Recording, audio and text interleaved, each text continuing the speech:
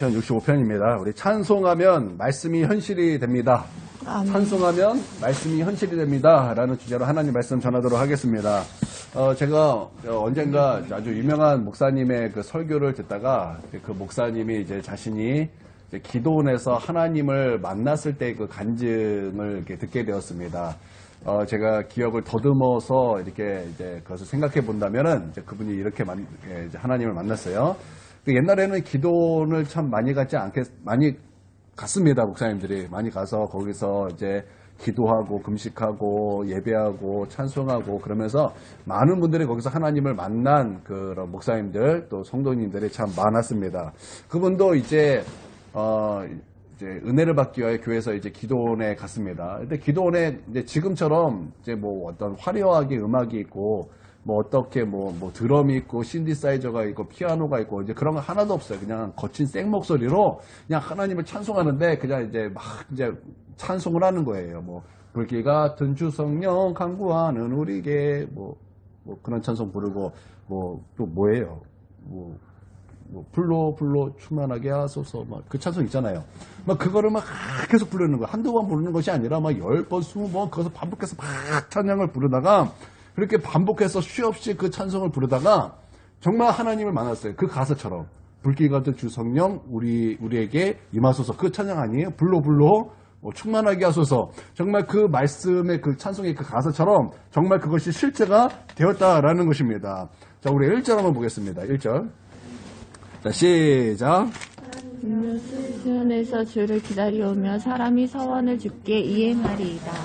자, 1절에 보니까 찬송을 했대요. 하나님 앞에 찬송을 했는데 그 표현이 참 재밌습니다. 찬송이 시온에서 주를 기다려오며 찬송이 하나님을 기다리고 있었다라는 거예요. 그러니까 그 하나님을 향한 그 찬송에 되게 강조하는 거겠죠. 그렇게 하나님을 이렇게 찬송을 했습니다. 그리고 서원을 이행했습니다. 여러분 여기서 서원이라는 이제 히브리어는 네데르라는 이제 단어인데요. 이 네데르라는 그 단어, 이게 서원이라는 단어는요, 묶이다라는 의미가 있답니다. 묶이다라는 의미. 그래서 여기서 무엇을 묶입니까? 여러분, 우리가 서원하면은, 우리 생각에는 그 서원은 어떤 뜻으로 우리는 이해하고 있습니까? 우리 하나님을 향한 약속. 우리가 그렇게 이해하고 있습니다. 그래서 보통 서원하면 이렇게 이해를 합니다. 하나님께서 이거 나에게 해주신다면 내가 하나님 앞에 이거 드리겠습니다. 보통 서원을 이제 그런 식으로 이제 이해를 이렇게 하는 사람들이 많습니다. 뭐 이제 틀린 말은 아닌 것 같아요. 뭐 그렇게 해도 뭐 서원이 있을 수 있겠죠. 근데 더 정확한 것은요, 묶이는 것입니다. 사람의 뜻으로 묶이는 것이 아니라 하나님의 뜻으로 묶이는 것입니다. 신학교에 갔더니 내가 하나님을 만나서 정말 하나님의 부르심을 받아 내가 이제 주님의 종이 되겠다 그러고 이제 신학교에 온 사람도 있는가 반면에 엄마의 서원으로 신학교 온 사람도 많이 있다라는 거예요. 나는 가만히 있는데 엄마가 그냥 자기를 서원했대요. 하나님 앞에. 뭐 자식 주시면은 하나님께 이 자식을 하나님께 드리겠습니다. 그래가지고 신학교에 온 그런 사람도 많이 있었다는 것입니다. 여러분 그것은 누구에게 묶인 거예요? 누구의 뜻에 묶인 거예요? 엄마의 뜻에 묶인 거죠. 그렇죠? 엄마의 뜻에 묶인 거예요. 그러나 하나님께 묶인 것은 다르다는 거예요. 하나님께 묶인 것은 정말 처음에 말씀드렸던 것처럼 내가 하나님을 만났고 하나님이 내가 너를 불렀다. 내가 너를 지명하여 세웠다. 너는 주의 종이 되라. 여러분 그렇게 부르심을 내가 확신했을 때 내가 그렇게 주의 종이 되겠다고 신학교 간 거. 여러분 그게 하나님 앞에 묶인 거 아니겠습니까? 하나님의 뜻에 묶인 거 아니겠습니까? 아멘. 그런데 서원이라는 것은요. 사람의 뜻에 묶인 것이 아니라 바로 하나님의 뜻에 묶였다라는 것이 바로 서원이다라는 것입니다. 그러니까 말씀을 듣다가 정확히 이것은 하나님의 뜻이다 라는 그런 감동이 오면은 그 말씀과 나를 묶어버리는 거예요. 말씀에서 기도해야 된다. 그것은 하나님의 뜻이다. 나를 향한 하나님의 뜻이다. 그거 묶는 거예요. 또 성교는 하나님의 뜻이었구나. 그래서 그거랑 묶이는 거예요. 제가 얼마 전에 정재 지사님이 이제 책을 한번 선물해 줘가지고 이제 그 책을 이제 읽었습니다. 그 책을 봤더니 이제 주인공이 이제 선교사님인데 이재혁 선교사님인가? 이제 그분인데 그분은 이제 목사님의 자녀예요. 근데 목사님의 자녀인데 이게 3남매가 있어요. 이분의 여동생이 있는데 중증 장애인이에요. 그러니까 중증 자폐증에 이제 걸린 그 아이였습니다. 그래서 부모님이 이 아이를 키우는데 그러니까 온 힘이 빠져버리는 그만큼 이제 참 그런 그 아픈 동생입니다.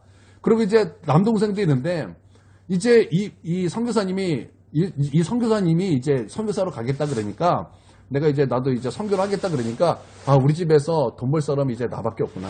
그래서 그것이 동기가 돼서 미친 듯이 공부를 해주고 정말 미친 듯이 공부를 해주고 미국에 아주 좋은 회사에 취직을 했다라는 거예요. 내가 우리 집에 나만 돈을 벌 수 있으니까 내가 이 가정을 내가 지키리라. 뭐 이제 그런 사명감을 갖고 이제 그렇게 했다라는 것입니다. 근데 이분이 이제 의과생이었어요. 본과 이제 3학년 때 이게 2개로 보이기 시작하더라는 거예요. 사물이 2개로 보이기 시작하고 눈꺼풀이 탁 내려앉아가지고 이게 안 떠지는 거예요. 그러니까 무슨 중증 무슨 하여튼 병이었던 거예요. 그래서 이것을 치료하려면 딱 한 가지 있는데 그 뭐예요? 그 사모님 주사 뭐 어떤 주사지 그거? 그 주사 스테로이드. 그거 외에는 방법이 없다라는 거. 그거에서 이제 이게 안 되면은 죽는 거예요. 그럼 무시무시한 병에 걸렸습니다. 그래서 이분이 이제 새벽 예배에 맨 뒷자리에 가가지고 정말 아프면 할 수 없는, 그러니까 아프지 않으면 할 수 없는 그런 기도를 그 하나님의 이름을 간절히 부르다가 이분이 하나님의 뜻을 거기서 발견한 거예요. 아, 하나님의 뜻은 나로 하여금 선교사구나. 내가 선교를 나가는 거구나. 그래서 그분이 하나님의 뜻과 묶여진 거예요. 그래서 그분이 어디로 갔냐면 저기 나이지아로 간 거예요. 나이지아. 거기 나이지리아에서도 그냥 나이지리아. 내가 뭐라 그랬어요? 나이지리아. 나이지리아라 그랬어요? 나이지리아. 맞죠? 나이지리아. 어디로 갔냐면 아주 그냥 심각한 곳으로 간 거예요. 그냥 기독교와 그 이슬람과의 그냥 조금 분쟁이 아니라 정말 서로 죽이는 곳. 그래서 그곳에 10년 살았다? 그럼 대단한 거예요. 그래서 에피소드가 뭐냐면 그 사람이 이제 그 선교사님이 이제 한국에 왔다가 다시 이제 그쪽으로 들어가는데 뭐 어떻게 잘못돼가지고 이제 거기에 이제 있을 수밖에 없었어요. 근데 거기서 이제 뭐 얘기를 하면서 내가 당신을 기도해주겠다. 그랬더니 무슨 뭐 되게 그걸 하찮게 여겼는데 나는 그 지역에서 10년을 살았다. 그랬더니 놀랍게 여기는 거예요. 왜냐면 그 지역에서 10년을 살았다라는 것은 기적과 같은 삶이었기 때문에 그 정도로 무시무시한 곳입니다. 그곳에서 이제 의사로서 그곳에서 정말 그 기독교인이든지 이슬람이든지 거기서 하나님의 사랑을 나타내는 그래서 자기의 모든 것을 다 내어주는 그런 이제 선교 사명을 지금도 감당하고 있다라는 거예요. 그분이 그렇게 하면서 굉장히 힘들죠. 거기 우리나라처럼 잘 돼 있겠습니까? 아니에요. 그 의료시설 잘 돼 있겠습니까? 아니에요. 거기서 정수기 하나 들어오는데도 얼마나 많은 시간이 들었는지 또 그것을 하나 하려면은 막 물탱크부터 시작해가지고 막 너무나 복잡한 그러니까 얼마나 낙후된 곳이겠습니까? 그런 곳에 있으니까 우리 생각하기에는 힘들겠다. 막 그러지 않겠습니까? 힘들겠다. 화장실은 어떻게 하고 씻는 것은 어떻게 하고 막 그런 생각 먹는 것은 어떻게 하고 그리고 자녀들은 어떻게 하고 교육은 어떻게 하고 그런 현실적인 문제가 눈앞에 딱 보이지 않습니까? 그럼에도 불구하고 그것에서 하나님의 손에 붙들려서 선교사로 있는 가운데 그분은 거기서 그것이 힘들다가 아니라 이 세상에서 가장 존귀한 그 사명을 감당한다. 그것이 기쁨이 되더라는 거예요. 오, 할렐루야죠. 그렇죠? 네. 할렐루야죠. 이렇게 하나님의 손에 붙잡혀서 하나님의 뜻에 묶이니까 여러분 그것이 어떠함이 아니라 가장 큰 뭐랄까 그 삶의 가치 그 삶의 가장 귀한 기쁨이 되더라는 거예요. 그러니까 우리 하나님께 묶인다라는 것이 나쁜 것이 아니라는 거예요. 여러분 그 주위에서 여러분 교회 매일 간다라는 거 이상해 보는 사람 많을 거예요. 그래서 넌 맨날 교회 가서 기도하냐? 뭐 기도하면 뭐 밥 먹여주냐? 막 기도가 고통이고 예배 드리는 것이 고통인 것처럼 막 우리에게 막 이렇게 막 하는 사람들 여러분 주위에 있죠? 우리 집은 뭐 목회자니까 사람들이 목회자라서 당연히 생각할지도 모르는데 아마 우리 김권사님이나 전도사님도 주의 종을 잘 모르는 사람들 옆에서 막 그런 얘기 할 거라고요. 그러면 뭐라고 대답했어요? 아, 힘들어. 그러십니까? 그 사람 몰라서 하는 말이지만 여러분 우리야말로 날마다 하나님 앞에 나오지만 하나님 앞에 나오는 것이 여러분 우리에게 가장 큰 힘과 능력과 여러분 그것이 가장 우리에게 기쁨이 아닙니까? 아멘. 이 기도하는 거 없으면 여러분 막 죽을 것 같지 않아요? 하나님 앞에 나오는 거 없으면 여러분 막 고통스럽지 않습니까? 오히려 하나님 앞에 나오지 않는 그들이 안타까워 보이지 않습니까? 안 그래요? 격하게 좀 격하게 네, 격하게 여러분 그렇잖아요. 그렇구나. 그런 거예요. 아, 그랬구나. 네, 네. 이제 하나님의 뜻과 이렇게 묶이는 것입니다. 그러니까 이제 다시 돌아오면 찬송하면 하나님의 말씀이 이것이 현실이 된다라는 것입니다. 여러분 말에는 힘이 있습니다. 말에는 힘이 있어요. 여러분 제가 여러분 일어서세요. 그러면 여러분 일어서겠죠. 그래서 여러분 일어섰다면 제가 앉으세요. 그러면 여러분 앉겠죠. 그게 말의 힘이에요. 그게 말의 힘이라고요. 말의 힘을 가장 잘 사용하는 것이 무엇이냐? 그것이 찬송입니다. 그것이 찬송이에요. 원망했더니 하나님께서 뭐라고 말씀하셔요? 너가 나에게 들린 그대로 하겠다. 그게 하나님의 말씀이죠. 그렇죠? 찬송했어요. 그러면 어떻게 되는 거예요? 원망했더니 그 들린 대로 하나님께서 하시겠다 그러고 찬송하면 하나님의 말씀이 현실이 되니 우리의 삶에 놀라움이 있지 않겠냐 이 말입니다. 여러분 찬송하십시오. 아멘. 여러분 찬양을 기뻐하십시오. 아멘. 여러분 그 찬양할 때 여러분 그 찬송이 그 찬송을 통해서 말씀이 우리의 삶의 현실이 될 줄 믿습니다. 아멘. 그 1절 말씀이에요. 2절을 보도록 하겠습니다. 2절 시작. 다윗은요 왜 찬송할 수밖에 없었던지 그 고백하고 있습니다. 기도를 들어주셨다라는 것입니다. 이 놀라운 일 때문에 모든 사람이 주님께 나오게 되었다라는 것입니다. 기도를 들어주셨다라는 것은요 먼저 그 인생에 균형이 있었다라는 것을 의미할 수 있는데요. 여러분 그 왜 사람들이 말하기를 달콤한 인생 막 이렇게 말을 하죠. 그러니까 인생이 뭐하다라는 거예요? 달콤하다, 좋다 뭐 이런 뜻으로 그렇게 표현을 하겠죠. 그런데 인생은 달콤하기만 할까요? 아닙니다. 인생은 달콤한 것도 있지만 때로는 그 쓴맛도 있는 거예요. 쓴맛. 마라의 쓴물처럼 그런 마라의 쓴물과 같은 그런 인생도 있다라는 것입니다. 그래서 인생은요 균형이 필요한 거예요. 균형. 여러분 균형이 있다라는 것은요 중심이 있다라는 말입니다. 중심 잡아라. 여러분 그 같은 뜻이 무엇입니까? 균형을 잡아라. 이렇게 그런 뜻이죠. 다윗은요 장군이었습니다. 장군이었지만 동시에 그는 시인이었죠. 그는 왕이었습니다. 동시에 그는 종이었어요. 하나님의 종이었어요. 그는 하나님의 양이었고 하나님의 종이었고 여러분 그렇습니다. 균형이죠. 균형이었다라는 것입니다. 어떤 사람은 채식이 좋다고 하니까 뭐 채식만 먹습니다. 어떻게 이거 잘못된 것 같나요? 어떤 사람은 고기가 좋다 그러니까 또 고기만 막 먹습니다. 건강이 어떨까요? 안 좋아질 것입니다. 이거 기울어진 것입니다. 건강한 사람은요 골고루 먹는 거예요. 골고루 그냥 아무거나 막 먹으면 건강해지는 것입니다. 이게 균형이라는 거예요. 어떤 사람은 단 것을 그렇게 좋아해서 단 것만 먹습니다. 이거 전사님이랑 어제죠. 막 단 거 좋아해서 많이 근데 그것 말하는 거 아니에요. 단 거 좋아하는 사람인데 그래서 단 것만 막 먹습니다. 문제가 있죠. 몸에는 그 염증이 있습니다. 염증이 있는데 나이 들어서 염증 못 잡아서 힘들어하는 분들이 많지 않습니까? 염증 때문에 얼마나 많이 병이 걸립니까? 그리고 염증 생기는 것에 최고의 적이 있다면 무엇인지 아세요? 당뇨. 뭔가? 염증이 생기는 거예요? 염증이 생기는 것의 가장 큰 적. 모르겠는데요. 단 거예요. 당뇨가 단 거예요. 단 음식입니다. 콜라, 단 거, 이런 거만 좀 줄여도요, 염증 많이 사라집니다. 종기 같은 거 많은 사람 있어요. 이거 안 나는 사람, 이거 단 거 끊으면 없어져요. 그러니까,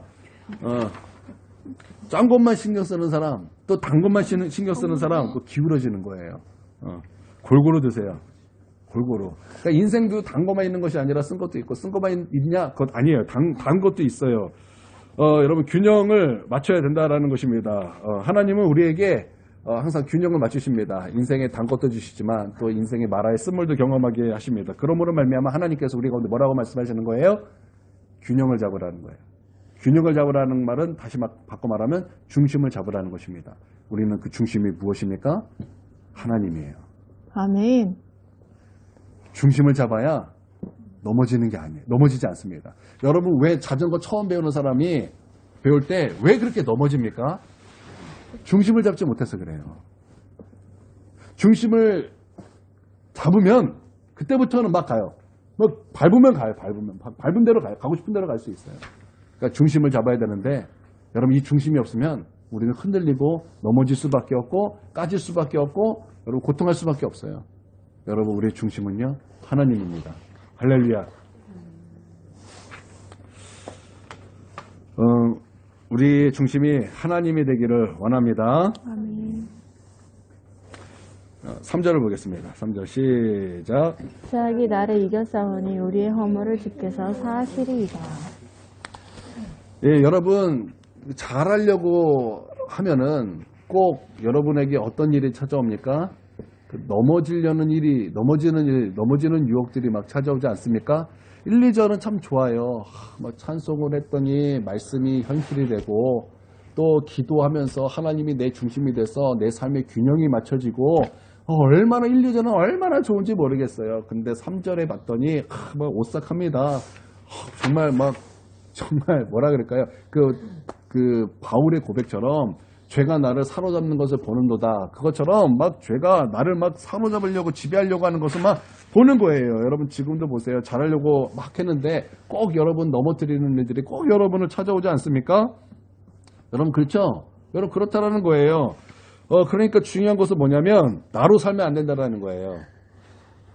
여러분으로 살면 안 돼요. 여러분은 소망이 없어요. 우리는 소망이 없다고요. 잘하는 것 같다가도 넘어지고 겸손한 것 같다가도 교만해지고 그런 것이 우리 아닙니까? 그래서 우리는요 예수님으로 살아야 돼요. 예수님으로 살아야 돼요. 예수님 막 이것으로 살고 저것으로 살고 그것을 나의 힘으로 살기 아니에요. 그거 힘 안 돼요. 여러분 우리는 예수님으로 살아야 거기에 힘이 있고 능력이 있고 여러분 승리가 거기 있는 줄 믿습니다. 아멘. 여러분 신앙이 깊어지면요 그 사람이 수동적으로 변합니다. 그러니까 수동적인 성격을 말하는 것이 아니에요. 처음에는요 주님 내가 여기 있으니 나를 보내소서 그래요. 여러분 처음 주님 만날 때 여러분 어떻습니까? 과격해. 처음 주님 만났을 때 여러분 과격해요. 막 주님 내가 여기 있으니 나를 보내소서. 주님 내가 땅끝으로 가서 그곳에서 주의 복음을 전하고 내가 순교하겠습니다. 제가 그랬거든요. 너무 이 감격스러워서 저 중국 보내다가 복음 전하다 죽겠다고.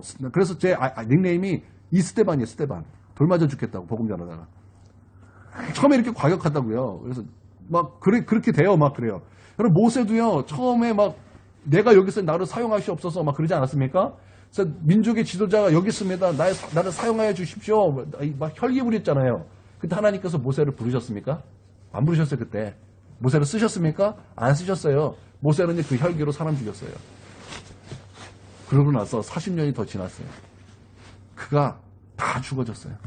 노예 할아버지가 되고 다 죽어졌어요. 맨날 바라보는 건 양밖에 없고 푸른 초원밖에 없고 막 보이는 건 모래알밖에 없어요. 막 그런 거 40년 동안 보다가 막 낮아졌어요. 낮아질 대로 낮아지니까 그때서야 하나님께서 모세를 부르죠. 모세야 모세야. 그렇죠? 그 사람이 신앙이 성숙해지면 성숙해질수록 사람은요 그 수동적이 돼요. 이 수동적인 것은 성격이 아니에요. 그것은요 그 하나님 뭐랄까요 그 하나님께서 이렇게 이끄신 대로 따라간다. 이런 수동적으로 이렇게 변화하게 되더라는 거예요. 하나님, 주님 가라 하시면은 가겠습니다. 주님 여기서로 가라 그러면은 제가 그곳으로 가겠습니다. 그러면서 그 전에 있던 그 조급한 마음이 절제가 되고요. 내 안에서 막 혈기들이 그런 절제가 되기 시작합니다. 여러분 우리 신앙이 성장하면 성장할수록 오히려 이렇게 수동적으로 변하는 우리의 신앙을 발견하게 된다는 거예요. 그래서 여러분 그 성격이 아니라 나는 우리 하나님 앞에서 주님 말씀하시면 내가 가겠습니다. 그러나 수동적이지만 내가 우리 하나님의 그 말씀을 들을 때는 좌우를 보는 것이 아니라 오직 주의 말씀만 볼 수 있는 그 강건함, 그 내적인 그런 강함이 우리 가운데 또한 동시에 있다라는 거예요. 할렐루야. 아멘. 나는 이런 성숙함이 우리 가운데도 있게 되기를 바랍니다. 아멘. 그러니까 예수님으로 사는 거예요. 예수님으로 사는 거예요. 자, 우리 옆 사람하고 인사하겠습니다. 예수님으로 삽시다. 예수님으로 삽시다. 예수님으로 사는 거예요. 예. 우리 4절을 보겠습니다. 4절. 자, 시작. 주께서 택하시고 가까이 오게 하사 주의 뜰에 살게 하신 하나님처럼 복이나이다. 주의 성전의 아름다움으로 만족하리이다. 아멘. 그러니까 오직 주님으로 산다라는 것은 그 주님만이 나의 만족이 되시고 주님만이 나의 복이 됩니다. 라는 거죠. 여러분 하나님을 가까이 하는 것 정말 우리 하나님을 만나는 것이야말로 나의 큰 안식이요 나의 큰 능력이고 그것이 나의 큰 힘인 사람은 여러분 가장 큰 복을 받은 사람입니다. 존 웨슬리는 그 마지막 죽음 앞에서 이 세상에서 가장 행복한 것이 무엇인지 아십니까? 그것은 하나님이 나와 함께 하시는 것입니다. 그렇게 고백하면서 죽음을 기쁘게 맞이했어요. 아멘. 그 누가 죽음을 기쁘게 맞이할 수 있겠습니까? 그는요, 그것을 발견한 거예요. 하나님과 함께 하는 것이야말로 인생의 가장 큰 축복이다. 그렇기 때문에 내가 죽으면 끝이 아니라 그 죽음 뒤에 그 하나님과 영원히 함께 하는 것을, 그것을 바라보면서 죽음을 기쁘게 받아들였다라는 거예요. 그래서 죽음을 기쁘게 봤다라는 거예요. 죽음을요, 그 영원히 하나님과 함께하는 그 축복의 문으로 봤다라는 거예요. 여러분, 누가 죽음을 하나님과 영원히 함께한다라는 축복의 문으로 볼 수 있겠습니까? 그것은요, 하나님과 함께하는 것이 가장 큰 축복인 것을 아는 사람이 그럴 수 있다라는 거예요. 그 사람이 알아서 그런 복이 아니라 정말 그것이 가장 큰 축복인 것입니다. 할렐루야. 아멘. 그러니까 여러분, 만약에 죽음이 내 눈앞에 딱 놓였을 때, 여러분 할렐루야. 그러실 수 있는 믿음이 여러분에게 있게 되길 바랍니다. 아멘. 봐야 돼요. 우리가 여기서는 아멘 하지만 진짜 우리 죽음 앞에서 정말 그럴 수 있는가? 없으면 쿡 찔러주세요. 또 그때 아멘 했잖아. 그러면서 쿡 찔러주세요. 네, 여러분 이게 왜 복이냐면 이렇게 이것을 놓고 하나님을 찬양했다라는 거예요. 찬양했더니 여러분 이 찬양이 어떻게 현실이 됐냐면 이제 계속 이제 5절부터 8절까지 나오는데요. 한번 좀 읽어봅시다. 5절부터 8절까지 시작. 우리 구원의 하나님이시여 땅의 모든 것과 먼 바다에 있는 자가 의지하시겠어 주를 따라오며 일로 우리에게 인정하시이다. 주는 주의 힘으로 산을 세우시며 권능으로 들에 드시며 바다의 설렘과 물결의 흔들림과 만민의 소요까지 진정하시나니 땅끝에 사는 자가 주의 징조를 두려워하나이다. 주께서 하신다는 것과 저녁되는 것을 즐거워하게 하시며 와, 우리 하나님의 능력으로 우리에게 기도에 응답하시고 주님의 힘으로 그 우리 가운데 능력을 나타내 주시고 또 7절에 보니까 바다의 설렘과 물결의 흔들림과 만민의 소요까지 이게 뭐 여러분 성경에서 물은요 혼돈의 의미도 있다 그랬죠. 축복의 의미도 있지만 혼돈의 의미도 있어요. 그 성령의 기름 부음의 의미도 있지만 혼돈의 의미도 있어요. 그러니까 7절은 어떤 의미 같습니까? 바다, 물결 이게 어떤 의미 같습니까? 혼돈이겠죠. 그런 혼돈, 우리의 삶의 혼돈이 어떻게 된다라는 거예요? 진정하게 된다라는 거예요. 무엇으로? 내가 찬양했더니 그 찬양이 우리의 삶에 정말 현실이 돼서 하나님의 능력으로 나타나게 되었다라는 거예요. 할렐루야. 아멘. 얼마나 놀라운 축복입니까? 그러니까 우리가 하나님과 정말 함께하는 거, 정말 우리 하나님이 나의 복으로 삼는 거, 여러분 그것이 우리의 삶에 실제로 나타난다는 거예요. 그것을 찬양할 때 그것이 실제가 된다는 것입니다. 아멘. 할렐루야. 아멘. 그래서 우리 9절에서 13절은요 진짜 놀라워요. 여러분 이스라엘은 광야 지역이잖아요. 거기에 뭐가 있겠습니까? 뭐 아무것도 없어요. 그러니까 광야라는 것은 아무것도 없는 곳이잖아요. 여러분 그 광야에서 무슨 푸른 초장을 기대할 수 있겠습니까? 불가능하죠. 불가능하다고요. 뭐 어쩌다 싹은 날 수 있죠. 근데 그 싹 났는데 햇빛에 어떻게 돼요? 싹 말릴 거예요. 그런 곳이에요. 그런데 그런 곳이 복을 받을 수 있을까요? 그런 곳이 아니 들판에 그런 풀이 하나도 없는데 막 들판에 풀이 잔뜩 있어요. 그런데 풀이 아니라 그 풀을 먹는 양들이 너무나 많아서 그 들이 양들 때문에 그 흰색으로 보이는 거예요. 그 얼마나 그 엄청난 복이죠. 그렇죠? 그 풀이 보이지 않을 정도로 그 양들이 계속 풀을 먹잖아요. 근데 그런 모든 풀들을 다 먹어도 뭐 충분할 만큼 그 풍성하게 되고 양들도 풍성하게 되고 광야에서 뭐 얼마나 곡식을 얻을 수 있겠습니까? 없는데도 불구하고 막 곡식이 막 잔뜩 넘치게 되고 막 풍성하게 되고 과연 광야가 그렇게 복을 받을 수 있습니까? 광야가 과연 그런 복을 받을 수 있습니까? 없는 것이 당연한데 그런데 오늘 말씀은요. 그런 광야도 복을 받으면 제가 조금 전에 말씀한 것처럼 그렇게 될 수 있다라는 거예요. 할렐루야. 아멘. 먼저 우리가 11절에서 13절을 먼저 보겠습니다. 11절 13절 시작. 주의 은택으로 하늘을 관시우시는 주의 그늘의 수정에도 떨어지니 작은 산들이 기쁨으로 띠를 띄어나이다. 초장은 양대로 옷 입었고 골짜기는 곡식으로 덮었으며 그들이 다 즐거워 외치고 또 노래하리이다. 자 13절을 보세요. 초장은 양대로 옷 입었대요. 제가 말씀드린 바로 그거예요.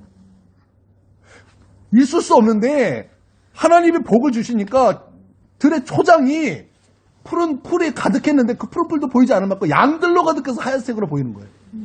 그 엄청난 거죠. 놀라운 복이죠. 그리고 보여 골짜기는 곡식으로 덮였으니 이거는 말도 안 되는 일이죠. 그럼 광야에서 어떻게 농사를 지어서 곡식이 가득할 수 있겠습니까? 그런데 하나님이 복을 주시면 그것이 가능하게 된다라는 거예요. 아멘. 할렐루야. 아멘. 지금 그것을 말씀하고 있는 거예요. 그러니까 찬송했더니 말씀이 어떻게 된 거예요? 현실이 되었다라는 거예요. 현실이. 놀랍지 않습니까? 그러니까 찬양의 능력이 놀랍지 않습니까? 아멘. 그렇다라는 거예요. 할렐루야. 그러니까 9절에서 10절을 보면 또 이래요. 자, 읽어보겠습니다. 시작. 흙에 물이 가득하게 하시고 이같이 땅을 예배하신 후에 그들에게 곡식을 주시나이다. 주께서 붓고랑에 물을 넉넉히 내사 송사하는 또 담비로 부드럽게 하시고 그 쌀에 복을 주시나이다. 여러분 싹이 나왔어. 싹. 여러분 광야에서 싹이 나왔어요. 그 싹은 죽을 수밖에 없지만 그 싹이 하나님의 복을 받으면 거기에 100배의 열매가 맺어지게 되는 거예요. 할렐루야. 아멘. 여러분 마치 우리의 모습 같지 않습니까? 우리가 광야 같잖아요 지금. 우리가 그 광야에 자라는 그 풀 하나 같지 않습니까? 여러분 그렇죠? 누가 그것을 바라보면서 너는 복을 받은 자라고 말할 수 있겠으며 세상에 누가 우리를 볼 때 너는 과연 복을 받은 사람이다라고 말할 수 있는 사람이 누가 있겠습니까? 우리의 현실은요. 그냥 너희는 광야 아무것도 없는 황폐한 광야 같은 그냥 연약한 싹 하나 정도다. 다 우리는 그렇게 말할 것이지만 여러분 여기에 하나님의 복이 부어지면 그 광야에서도 그 들판에 초장이 되고 그 초장뿐만 아니라 거기서 막 양으로 말미암아 다 하얀색처럼 보이게 되고 그 광야에서 막 곡식이 가득하게 되고 넘치게 되고 여러분 그렇게 된다라는 거예요.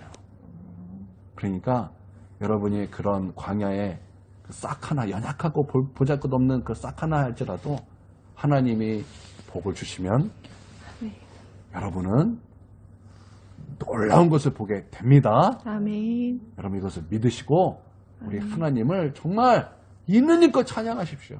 아멘. 그 찬송의 능력을 믿으십시오. 아멘. 그러고 보면 하나님께서는 여러분 생각해보세요. 하나님께서는 항상 그냥 말씀하신 것이 없어요. 무엇을 해도 거기에는 정말 하나님의 본심은요. 우리의 축복이 항상 다 담겨 있어요. 예를 들어서 여러분 아담과 하와가 저주를 받아서 땀 흘려 일하지만 땀 흘려 일하지 않으면 다 병 걸려요. 사람은. 땀 흘려 일함을 통해서 하나님은 우리를 건강하게 하시고 거기서도 축복을 주셔서 거기서 기쁨을 알게 하시고 보람을 느끼게 하시고 거기에 다 하나님의 사랑이 다 담겨 있지 않습니까? 저주에도 하나님의 축복이 숨겨져 있는데 하나님께서 이 백성은 내가 나를 위하여 지었나니 나를 찬송케 하기 위함이다라고 말씀하셨다면 우리가 그 목적대로 찬송을 했을 때 얼마나 놀라운 하나님의 그 숨겨진 축복이 우리 앞에 놓여 있겠냐 이 말이에요. 만약에 이 놀라운 비밀이 우리 앞에 정말 다 기록되어 있고 보여진다면 우리가 어떻게 얌전히 찬송할 수 있겠습니까? 막 있는 힘을 다해 찬송할 수밖에 없지 않겠습니까? 여러분 그렇지 않겠어요? 네. 여러분 그렇게 되는 거죠. 여러분 이것을 믿으시고 여러분 찬송의 능력을 믿으시고 여러분 그렇게 기쁘게 찬송하십시오. 그러면 말씀이 여러분의 삶의 현실이 될 줄 믿습니다. 아멘. 아멘. 네, 말씀을 마치도록 하겠습니다. 기도하겠습니다. 사랑의 하나님 감사드립니다. 우리 하나님 찬송하게 하여 주시고 우리 찬송할 때 말씀이 현실이 되는 주의 놀라운 일들을 경험하게 하여 주시옵소서. 우리 찬양을 기쁘게 여기고 우리 하나님을 기쁘게 찬송할 수 있는 거룩한 주의 백성 다 되게 하여 주시옵소서. 예수님의 이름으로 기도합니다. 아멘. 아멘. 주기도문